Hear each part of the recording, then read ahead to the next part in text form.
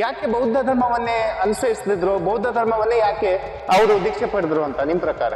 ನಮ್ಮ ಭಾರತ ದೇಶದಲ್ಲಿ ಇರ್ತಕ್ಕಂಥ ಅಸ್ಪೃಶ್ಯತೆ, ಅಸಮಾನತೆ, ಭಾತೃತ್ವ ಇವೆಲ್ಲ ಹೋಗಿ ಎಲ್ಲರೂ ಈಕ್ವಲಿಟಿಯಾಗಿ ನಾವು ಜೀವನ ಮಾಡ್ಬೋದು, ಒಂದೇ ಸಮದಲ್ಲಿ ಮಾಡ್ಬೋದು ಅಂತ ಒಂದು ಉದ್ದೇಶ ಇಟ್ಕೊಂಡು ಬಾಬಾ ಸಾಹೇಬ್ ಇದ್ರೆ.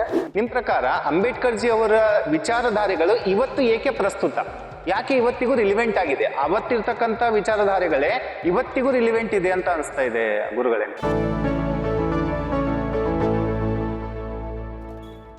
ಪ್ರೀತಿಯ ವೀಕ್ಷಕರಿಗೆ ವೈಟ್ ಪೇಪರ್ ಕನ್ನಡ ಮೀಡಿಯಾಗೆ ಹಾರ್ದಿಕ ಸ್ವಾಗತ. ವೀಕ್ಷಕರೇ, ಬನ್ನಿ ಇವತ್ತು ನಮ್ಮ ಜೊತೆ ಬೌದ್ಧ ಭಿಕ್ಷು ಆದ ಧರ್ಮವೀರ ಅವರು ಇರ್ತಕ್ಕಂಥದ್ದು. ಇವರ ಜೊತೆ ಇವತ್ತು ನಾವು ಅಂಬೇಡ್ಕರ್ ಜಿ ಅವರ ಬಗ್ಗೆ ಹಾಗೂ ಬೌದ್ಧ ಧರ್ಮದ ಬಗ್ಗೆ ಮಾತನಾಡ್ಲಿಕ್ಕಿದ್ದೇವೆ ವೀಕ್ಷಕರೇ.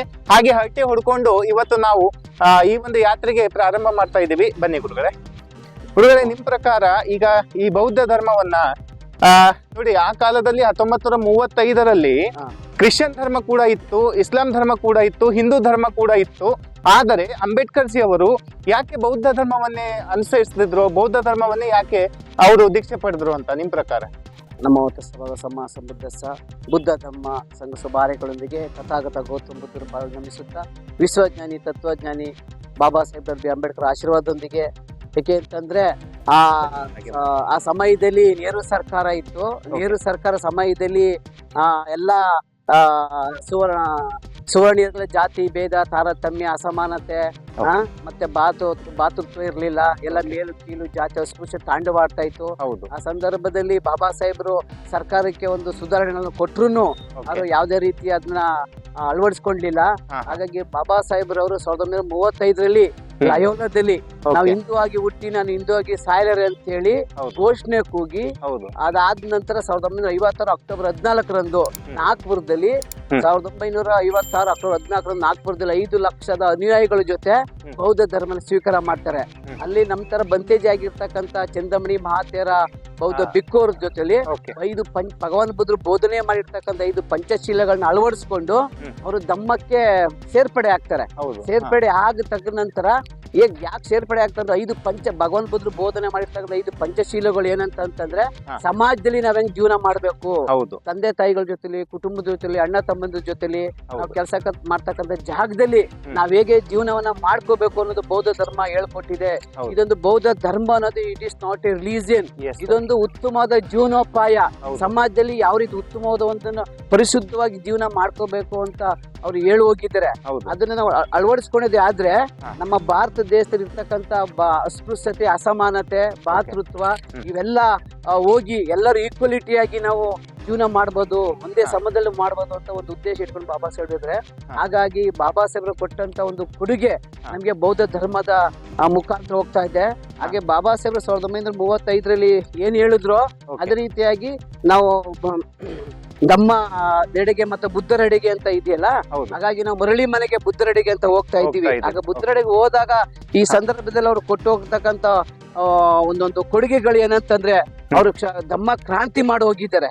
ಧಮ್ಮ ಕ್ರಾಂತಿಲಿ ಅವ್ರಿಗೆ ಲಯೋದಲ್ಲಾಗಿರ್ತಕ್ಕಂಥ ಆಗಿರ್ಬೋದು, ಶಿಕ್ಷಣ ಕ್ರಾಂತಿಲಿ ಹೇಳಿದ್ದಾರೆ, ಸಾಮಾಜಿಕ ಕ್ರಾಂತಿನ ಹೇಳಿದ್ದಾರೆ, ಶೈಕ್ಷಣಿಕ ಕ್ರಾಂತಿ ಸಾಹಿತ್ಯ ಕ್ಷೇತ್ರದ ಎಲ್ಲ ಹೇಳಿದ್ದಾರೆ. ಹೇಗೆ ಅಂತಂದ್ರೆ ಎಲ್ಲ ಅವರು ಹಿಂದೂ ಬೌದ್ಧ ಧರ್ಮಕ್ಕೆ ಏಕ್ ಬಂದ್ರು ಅಂತಂದ್ರೆ ಎಲ್ಲಾ ಧರ್ಮಕ್ಕಿಂತ ಮೊದಲಾಗಿ ಅವ್ರು ಎಲ್ಲಾ ಧರ್ಮದಲ್ಲಿ ಕರೆದ್ರು. ಯಾಕೆ ಕರೆದ್ರು ಅಂತಂದ್ರೆ ಮುಸ್ಲಿಂ ಧರ್ಮದಲ್ಲೂ ಕರೆದ್ರು, ಕ್ರಿಶ್ಚಿಯನ್ ಧರ್ಮದಲ್ಲೂ ಕರೆದ್ರು, ಹಿಂದೂ ಧರ್ಮದಲ್ಲೂ ಕರೆದ್ರು, ಕ್ರಿಸ್ತ ಧರ್ಮದಲ್ಲೂ ಕರೆದ್ರು. ಎಲ್ಲಾ ಧರ್ಮಗಳು ಕರೆದ್ರು ಅವ್ರು ಎಲ್ಲಾ ಧರ್ಮಗಳಿಗೆ ಹೋಗೋದು ಸ್ಟಡಿ ಮಾಡಿದ್ರು, ಅಧ್ಯಯನ ಮಾಡ್ಕೊಂಡು ಕೊನೆಯಲ್ಲಿ ಬೌದ್ಧ ಧರ್ಮ ಭಗವಾನ್ ಬುದ್ಧರು ಬೋಧನೆ ಮಾಡಕ್ಕಂತ ಒಂದು ಉನ್ನತವಾದಂತ ಬೌದ್ಧ ಧರ್ಮನ ಸ್ಟಡಿ ಮಾಡಿದ್ರು. ಸ್ಟಡಿ ಮಾಡಿ ಎಲ್ಲಾ ಧರ್ಮಗಳಿಗಿಂತ ಇದು ವಿಭಿನ್ನವಾಗಿದೆ, ಇದನ್ನ ನಾವು ಅಳವಡಿಸ್ಕೊಂಡಿದ್ದೆ ಆದ್ರೆ ನಾವು ಪ್ರಪಂಚದಲ್ಲಿ ದೊಡ್ಡ ಮಟ್ಟದಲ್ಲಿ ನಾವು ಹೋಗ್ಬೋದು, ಅಸ್ಪೃಶ್ಯತೆ, ಅಸಮಾನತೆ ನಿವಾರಣೆ ಮಾಡ್ಬೋದು, ಎಲ್ಲ ಸಮಾನತೆಯಿಂದ ಜೀವನ ಮಾಡ್ಬೋದು ಅಂತ ಹೇಳಿ ಒಪ್ಕೊಂಡು. ಮುಂದುವರಿದ ಭಾಗ ಯಾವ್ದಾದ್ರು 2 ವಿಶೇಷತೆಗಳು ಹೇಳಿ. ಬೌದ್ಧ ಧರ್ಮ ಯಾಕೆ ಎಲ್ಲಾ ಧರ್ಮಕ್ಕಿಂತ ಡಿಫ್ರೆಂಟ್ ಇದೆ ನಿಮ್ ಪ್ರಕಾರ? ಯಾವ್ದಾದ್ರು 2 ವಿಶೇಷತೆಗಳು. ಹೇಗೆ ಅಂತಂದ್ರೆ ಬೌದ್ಧ ಧರ್ಮದಲ್ಲಿ ಇಲ್ಲಿ ಅಹಿಂಸಾತ್ಮಕವಾಗಿ ಜೀವನ ಮಾಡೋದು, ನಾನ್ ವೈಲೆನ್ಸ್ಗೆ ರೆಸ್ಪಾನ್ಸ್ ಮಾಡೋದು, ಹಿಂಸೆ ಮಾಡುವಂಗಿಲ್ಲ, ಅಹಿಂಸಾತ್ಮಕವಾಗಿ ಇರತಕ್ಕಂಥದ್ದು. ಇನ್ನೊಂದಂತ ಇದ್ರಲ್ಲಿ ಯಾವುದೇ ರೀತಿ ಮದ್ಯಪಾನ ಆಗ್ಲಿ, ಯಾವುದೇ ರೀತಿ ಕಳ್ತನ ಮಾಡೋದಾಗ್ಲಿ, ಸುಳ್ಳು ಹೇಳೋದಾಗ್ಲಿ, ವ್ಯಭಿಚಾರ ಮಾಡೋದಾಗ್ಲಿಲ್ಲ. ಎಲ್ಲ ಒಂದು ವೈಲೆಂಟ್ ಆಗಿರಬಾರ್ದು, ಸೈಲೆಂಟ್ ರೀತಿಲಿ ನಾವು ಎಲ್ಲರದು ಸೋದರತ್ವ ಮಾಡ್ಕೊಂಡು ಕರುಣೆ ಮೈತ್ರಿಯಿಂದ ಹೋಗ್ಬೇಕು ಅಂತ ಒಂದು ಉದ್ದೇಶ ಇಟ್ಕೊಂಡು ಹೇಳಿ. ನಿಮ್ ಪ್ರಕಾರ ಅಂಬೇಡ್ಕರ್ ಜಿ ಅವರ ವಿಚಾರಧಾರೆಗಳು ಇವತ್ತು ಏಕೆ ಪ್ರಸ್ತುತ, ಯಾಕೆ ಇವತ್ತಿಗೂ ರಿಲಿವೆಂಟ್ ಆಗಿದೆ, ಅವತ್ತಿರ್ತಕ್ಕಂಥ ವಿಚಾರಧಾರೆಗಳೇ ಇವತ್ತಿಗೂ ರಿಲಿವೆಂಟ್ ಇದೆ ಅಂತ ಅನಿಸ್ತಾ ಇದೆ ಗುರುಗಳೇ? ಯಾಕೆಂದ್ರೆ ಬಾಬಾ ಸಾಹೇಬ್ರದ ಒಂದು ನಿಲುವು ಇದೆಯಲ್ಲ, ಅವರ ಒಂದು ಅಂತಃಕರಣ ಇದೆಯಲ್ಲ, ಅವ್ರದೊಂದು ಮೇಧಾವಿ ಅವರ ಶಿಕ್ಷಣ ಇದೆಯಲ್ಲ, ಅದೇನಂತಂದ್ರೆ ಯಾರಿಗೂ ಬರಲ್ಲ. ಆಗಿನ ಜ್ಞಾನ ಸಾಗರನ ತುಂಬಿಕೊಂಡಿದೆ. ಅವ್ರು ಹಿಂದೆ ಒಂದು 5 ವರ್ಷ 2 ವರ್ಷ ಇದ್ಬಿಟ್ಟಿದ್ರೆ ನಮ್ ಇಂಡಿಯಾನೇ ದೊಡ್ಡದು ರಿಚ್ ಕಂಟ್ರಿ ಆಗ್ತಿತ್ತು. ಎಲ್ಲಾ ದೇಶಗಳಿಗಿಂತ ದೊಡ್ಡ ರಿಚ್ ಕಂಟ್ರಿ ಆಗ್ತಿದೆ. ಯಾಕೆ ಅಂತಂದ್ರೆ ಇಲ್ಲಿ ನಮ್ಮ ದೇಶದಲ್ಲಿ ಮೌಢ್ಯತೆಗೆ ಜಾಸ್ತಿ ಒತ್ತು ಕೊಡ್ತಾ ಇದ್ದಾರೆ.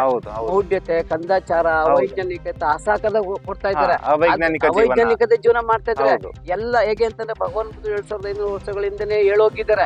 ಇದೆಲ್ಲ ಅಸ್ಪೃಶ್ಯತೆ, ಅಸಮ ಸೋದರತ್ವ ಇಲ್ದ ಹೋದ್ರೆ ನಾವು ಯಾವತ್ತೂ ನಾವು ನಿರ್ಣಾಮ ಆಗ್ತೀವಿ. ಎಲ್ಲರೂ ಪ್ರೀತಿ ವಿಶ್ವ ಕರುಣೆ ಮೈತ್ರಿಯಿಂದ ಹೋದ್ರೆ ನಾವು ದೊಡ್ಡದು ಒಂದು ಸಂಸ್ಕಾರನ ಬೆಳೆಸ್ಕೊಂಡು ಹೋಗ್ಬೋದು ಅಂತ ಹೇಳ್ತಾರೆ. ಹಾಗಾಗಿ ಹೇಗೆ ಅಂತಂದ್ರೆ ಇದ್ರಲ್ಲಿ ನಾವು ಪ್ರತಿನಿತ್ಯ ನಾವು ಜೀವನ ನೋಡ್ತಾ ಇರ್ತೀವಿ. ಯಾಕೆಂದ್ರೆ ಈಗ ಬೌದ್ಧ ಧರ್ಮದಲ್ಲಿ ಅವ್ರಿಗೂ ಕಾನ್ಸ್ಟಿಟ್ಯೂಷನ್ ಬರಿಬೇಕಾದ್ರೂನೆ ಭಗವಾನ್ ಬುದ್ಧರು ಬೋಧನೆ ಮಾಡಿರ್ತಕ್ಕಂಥ 5 ಪಂಚಶೀಲಗಳ ಅಡಿಯಲ್ಲಿ ಕಾನ್ಸ್ಟಿಟ್ಯೂಷನ್ ಬರ್ದಿದ್ದಾರೆ.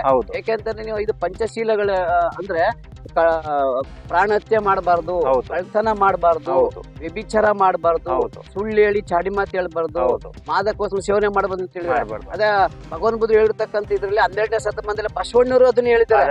ಏನ್ ಹೇಳಿದ್ರೆ ಅಂತಂದ್ರೆ ಕಲಬೇಡ, ಕೊಲ್ಲಬೇಡ,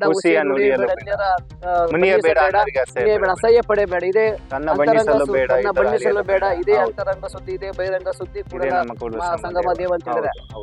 ಅದಾದ್ಮೇಲೆ ಬಾಬಾ ಸಾಹೇಬ್ರು 19ನೇ ಶತಮಾನದಲ್ಲಿ ಅವರು ಈ ಪಂಚಶೀಲ ಅಡಿಯಲ್ಲಿ ಕಾನ್ಸ್ಟಿಟ್ಯೂಷನ್ ಬರೋದು. ಇವಾಗ ಕೊಲೆ ಮಾಡಿದ್ರೆ ಏನ್ ಮಾಡ್ತಾರೆ? ಕಳ್ತನ ಮಾಡಿದ್ರೆ ಏನ್ ಮಾಡ್ತಾರೆ? ವ್ಯಭಿಚಾರ ಮಾಡಿದ್ರೆ ಏನ್ ಮಾಡ್ತಾರೆ? ಜೈಲ್ಗೆ ಹಾಕ್ತಾರೆ. ಹಾಗಾಗಿ ಸುಳ್ಳು ಹೇಳೋದು, ಚಾಡಿ ಮಾತುಗಳು ಜೈಲ್ಗೆ ಹಾಕ್ತಾರೆ. ಎಂಡ ಸಾರಿ ಕುಡಿದ್ರು ಜೈಲ್ಗೆ ಹಾಕ್ತಾರೆ. ಅದೆಲ್ಲ ನಮ್ಮ ಬಾಬಾ ಸಾಹೇಬ್ ಅವರು ಕೊಟ್ಟಂತ ಕೊಡುಗೆ. ಅಂದ್ರೆ ಅನ್ಯಾಯ ಜಾಸ್ತಿ ಬೆಳೀತಾ ಇತ್ತು ಅಲ್ವಾ? ಹಾಗಾಗಿ ಬಾಬಾ ಭಗವಾನ್ ಬುದ್ಧರು ಕೊಟ್ಟಿರ್ತಕ್ಕಂತ ಪಂಚಶೀಲಗಳನ್ನ ಸ್ಟಡಿ ಮಾಡಿ ಅವರು 1956 ಅಕ್ಟೋಬರ್ 14ರಂದು ತಮ್ಮ ದೀಕ್ಷೆ ತಗೊಂಡು ಕಾನ್ಸ್ಟಿಟ್ಯೂಷನ್ ಬರೆದು ಕೊಟ್ರು ನನ್ನ ಜನಗಳ ಆಗ್ಲಿಲ್ಲ ಅಂತ ಹೇಳಿ ಬೌದ್ಧ ಧರ್ಮಕ್ಕೆ ಬರ್ತಾರೆ. ಬೌದ್ಧ ಧರ್ಮಕ್ಕೆ ಬಂದ್ರು ಇದನ್ನ ಯಾಕ ಪ್ರಸ್ತುತ ಅಳವಡಿಸ್ಕೊಂಡೆ ಅಂತ ಇದ್ರೆ ನೋಡಿ, ನಮ್ಮ ರಾಷ್ಟ್ರಗಳು ಇರ್ತಕ್ಕಂಥ 177 ರಾಷ್ಟ್ರಗಳು ಬೌದ್ಧ ಧರ್ಮನ ಸ್ವೀಕಾರ ಮಾಡ್ತಾ ಇದ್ದಾರೆ. ಭಗವಾನ್ ಬುದ್ಧರು ಬೋಧನೆ ಮಾಡಿರ್ತಕ್ಕಂಥ ಉಪದೇಶಗಳು ಅಳವಡಿಸ್ಕೊಂಡು ದೊಡ್ಡ ಜಪಾನ್ ನೋಡಿ ಉದಾಹರಣೆಗೆ ಎಷ್ಟು ಡೆವಲಪ್ಡ್ ಆಗಿದೆ. Sri Lanka, Thailand, Myanmar, Burma, Ethiopia, Indonesia, Malaysia ಎಲ್ಲ ದೊಡ್ಡ ರಿಚ್ ಕಂಟ್ರಿಗಳಾಗಿದ್ದಾರೆ. ಆದ್ರೆ ನಮ್ ಇಂಡಿಯಾ ಇನ್ನೂ ವೈಜ್ಞಾನಿಕವಾಗಿ ಬದುಕ್ತಾ ಇದೆ, ವೈಜ್ಞಾನಿಕವಾಗಿ ಬದುಕ್ತಾ ಇದೆ. ಯಾಕೆಂದ್ರೆ ಮೂಢನಂಬಿಕೆ, ಅವೈಜ್ಞಾನಿಕತೆ, ಕಂದಾಚಾರದಲ್ಲಿ ಬಳಕೊಂಡು ತಮ್ಮ ಹಾಳು ಮಾಡ್ಕೊಂಡು ಜೀವನನ ನಶಿಸಿ ಹೋಗ್ತಾ ಇದ್ದಾರೆ. ಕೊನೆಯದಾಗಿ ವಿದ್ಯಾರ್ಥಿಗಳಿಗೆ ಅಂಬೇಡ್ಕರ್ ಜಿ ಅವರ 2 ಸಂದೇಶ ಗುರುಗಳೇ, ವಿದ್ಯಾರ್ಥಿಗಳ ಜೀವನದಲ್ಲಿ ಅವ್ರು ಏನೋ ಅಳವಡಿಸ್ಕೊಳ್ಳೋದು? ವಿದ್ಯಾರ್ಥಿ ಜೀವನದಲ್ಲಿ ಬಾಬಾ ಸಾಹೇಬ್ರು ಕೊಟ್ಟಿರ್ತಕ್ಕಂತ ಬುದ್ಧಂಡೆ ಧಮ್ಮ ಐತಿ. ಆ ಧಮ್ಮನ ಅವರು ಆ ಬುಕ್ಸ್ ನ ಓದ್ಕೊಟ್ರೆ ಅವ್ರಿಗೆ ಅದೇ ಸರ್ವಜ್ಞ ಆಗ್ಬಿಡುತ್ತೆ.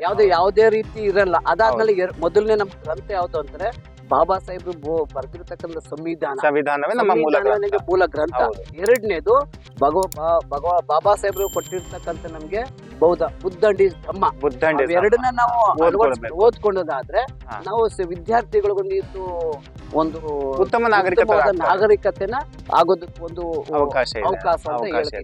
ಕೊನೆಯದಾಗಿ ನಿಮಗೆ happy world knowledge day. April 14ರಂದು ರಾಷ್ಟ್ರದ ವಿಶ್ವದ 195 ರಾಷ್ಟ್ರಗಳು ಜ್ಞಾನ ದಿನಾಚರಣೆ ಅಂತ ಆಚರಣೆ ಮಾಡ್ತವೆ. ಏಪ್ರಿಲ್ 14ರಂದು ಬಾಬಾಜಿ ಅವರ, ಅಂಬೇಡ್ಕರ್ ಜಿ ಅವರ ಒಂದು ಬರ್ಡೇ ಇದೆ. ಅದಕ್ಕಾಗಿ ನಿಮಗೆ ಅಡ್ವಾನ್ಸ್ ಆಗಿ ಹ್ಯಾಪಿ ವರ್ಲ್ಡ್ ನಾಲೆಡ್ಜ್ ಡೇ. ಮತ್ತೆ ಮುಂದೆ ಬರ್ತಕ್ಕಂಥ ದಿನಗಳಲ್ಲಿ ನಮ್ಮ ವೈಟ್ ಪೇಪರ್ ಡಿಜಿಟಲ್ ಮೀಡಿಯಾ ಕಡೆಯಿಂದ ಏಪ್ರಿಲ್ ಮಂತ್ ಅಲ್ಲಿ ನಾವು ತುಂಬಾ ದೊಡ್ಡ ಪ್ರಮಾಣದಲ್ಲಿ ಒಂದು ಪ್ರೋಗ್ರಾಮ್ ಅನ್ನ ಮಾಡ್ತಾ ಇದ್ದೀವಿ ಗುರುಜಿ. ಆ ಪ್ರೋಗ್ರಾಮ್ ದಿನದಂದು ಈ ದಲಿತ ಸಂಘಟನೆಗಳ ಮುಖಂಡರುಗಳು, ರಾಜಕೀಯ ವ್ಯಕ್ತಿಗಳು, ಜೊತೆಗೆ ಪರದೆ ಹಿಂದೆ ಅಂದ್ರೆ ಅವರು ತನ್ಪಾಡಿ ತಾನು ಸಮಾಜಮುಖಿ ಕೆಲಸ ಮಾಡ್ತಾ ಇದ್ದಾರೆ, ಇವತ್ತಿಗೂ ರೆಕಗ್ನೈಸ್ ಆಗಿಲ್ಲ, ಅಂದ್ರೆ ಅವರಿಗೆ ಗುರುತು ಸಿಕ್ಕಿಲ್ಲ. ನಮ್ಮ ಮೀಡಿಯಾ ಕಡೆ ವತಿಯಿಂದ ಅವರಿಗೆ ಒಂದು ಗುರುತಿಸಿಕೊಂಡು ಅವರಿಗೆ ಒಂದು ದೊಡ್ಡ ಪ್ರಮಾಣದಲ್ಲಿ ವೈಟ್ ಸ್ಕಾಲರ್ ಪ್ರಶಸ್ತಿ ಕೊಡ್ತಾ ಇದ್ದೀವಿ. ತಮಗೂ ಯಾರಾದ್ರೂ ಆ ತರ ಪರದೆ ಹಿಂದೆ ತನ್ಪಾಡಿ ತಾನು ಕೆಲಸ ಮಾಡ್ತಾ ಹೋಗ್ತಾ ಇದ್ದಾರೆ ಅಂತ ಅಂದ್ರೆ ದಯವಿಟ್ಟು ನಮ್ಗೆ ತಿಳಿಸಿ. ವೀಕ್ಷಕರೇ, ನೀವು ಕೂಡ ಕಮೆಂಟ್ ಮುಖಾಂತರ ನಿಮ್ಮ ಏರಿಯಾದಲ್ಲಿ ಯಾರಾದ್ರೂ ಸಾಧಕರಿದ್ರೆ ನಮಗೆ ಕಮೆಂಟ್ ಮುಖಾಂತರ ತಿಳಿಸಿ. ವೈಟ್ ಸ್ಕಾಲರ್ ಪ್ರಶಸ್ತಿ ಅವರಿಗೆ ನಾವು ಕೊಡ್ತೀವಿ ಅಂತ ಹೇಳ್ತಾ, ಗುರುಜಿ ತುಂಬಾ ಧನ್ಯವಾದಗಳು. ನಮ್ಮ ಒಂದು ಮಾತಿಗೆ ಒಪ್ಕೊಂಡು ಈ ಒಂದು ಕಾರ್ಯಕ್ರಮಕ್ಕೆ ಬಂದಿದ್ದಕ್ಕೆ ಅನಂತ ಧನ್ಯವಾದಗಳು. ಇಲ್ಲಿಗೆ ಈ ಕಾರ್ಯಕ್ರಮವನ್ನು ನಿಲ್ಲಿಸ್ತಾ ಇದ್ದೀವಿ. ಧನ್ಯವಾದಗಳು. ಸಾಧು ಸಾಧು ಸಾಧು.